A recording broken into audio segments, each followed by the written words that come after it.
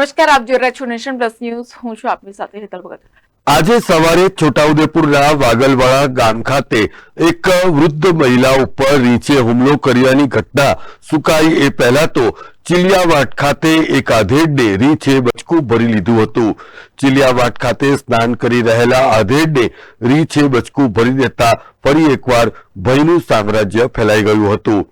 ચિલિયાવાડ ગામ ખાતે રહેતા ખુરસિંગ રાઠવા સ્નાન કરી રહ્યા હતા. તે દરમિયાન અચાનક જ આવેલા રીંછે પગમાં બચકું ભરી લેતા તેને સારવાર અર્થે છોટાઉદેપુર સિવિલ હોસ્પિટલ ખાતે ખસેડવામાં આવ્યો છે.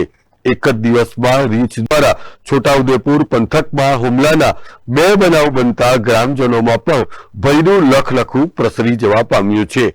Rehan Patel, Nation Plus News, Chhotaudepur. સમાચારોનો સતત અપડેટ મેળવવા માટે અમારી નેશન પ્લસ ન્યૂઝની યુટ્યુબ ચેનલને સબસ્ક્રાઇબ કરો, બેલ આઇકન દબાવો અને જોડાયેલા રહો ફેસબુક, ઇન્સ્ટાગ્રામ અને ટ્વિટર પર.